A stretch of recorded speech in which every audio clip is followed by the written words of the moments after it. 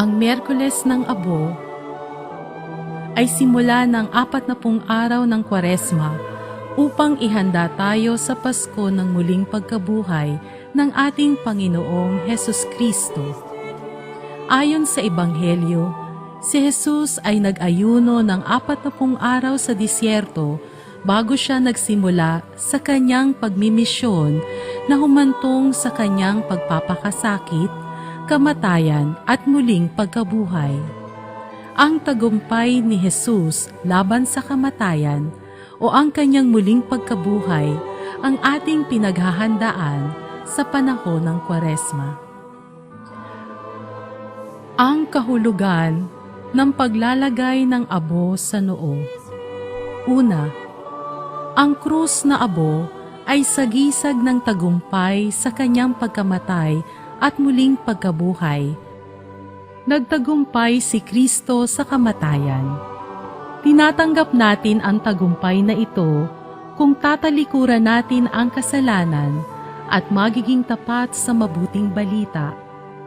Tayo ay magbabago, magbabalik loob sa Diyos at muling isisilang sa bagong buhay. Magbagong buhay ka at sa mabuting balita sumampalataya.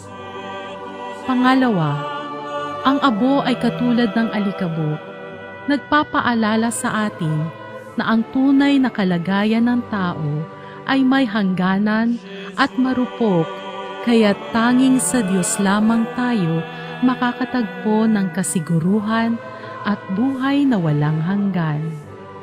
Alalahanin mo tao na alabok ka at sa alabok ay muli kang babalik. Sa makatuwid, nararapat tayong magsisi sa masasamang gawain at pag-uugali upang yakapin ang liwanag ng Diyos. Tatlong mga mungkahi ng simbahan sa makahulugang pagdiriwang ng Kwaresma. Una, palalimin ang ating buhay panalangin.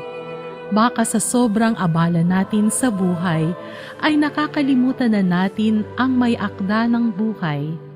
Sa panalangin, ibinubukas natin ang ating sarili sa Diyos. Pangalawa ay ang paggawa ng mga sakripisyo. Kasama na rito ang mga pag-aayuno upang madisiplina ang ating sarili. Nakakatulong ito para maging malinis tayo.